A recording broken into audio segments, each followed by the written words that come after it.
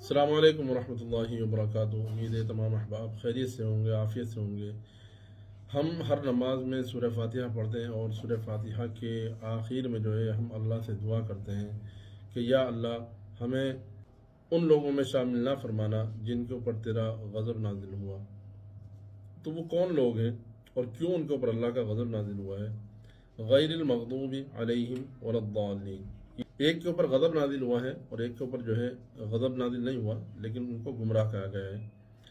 تو جن کے اوپر غضب نازل ہوا ہے وجہ اس کی یہ ہے کہ یہ لوگ، ان سے مراد یہودی ہیں، اور یہ لوگ جو ہے اپنی انا، ہٹ دھرمی، تکبر اور حسد کی وجہ سے جو ہے شریعت کو نہیں مانتے، نبی کریم صلی اللہ علیہ وسلم کی نبوت کا انکار کرتے ہیں، حسد، تکبر اور اپنی ہٹ دھرمی کی وجہ سے، حالانکہ انہیں معلوم ہے کہ یہ حق ہے، اسلام حق ہے۔ اور نصارہ جو ہے اپنی جہالت اور لا علمی کی وجہ سے اسلام کو نہیں مانتے، نبی کریم صلی اللہ علیہ وسلم کی نبوت کو نہیں مانتے، اس لیے انہیں ضالین کہا گیا ہے۔ تو خطرناک چیز جو ہے دونوں ہیں، لیکن خطرناک سب سے زیادہ جو ہے وہ یہ ہے کہ آپ تکبر، حسد اور کینہ کی وجہ سے جو ہے آپ حق کو جو ہے نہ مانیں، اور کسی حق بات کو جو ہے صرف اس لیے آپ رد کر دیں کہ آپ کبر میں مبتلا ہیں یا آپ سامنے والے شخص سے حسد میں مبتلا ہیں۔ اللہ ہم سب کی حفاظت فرمائے۔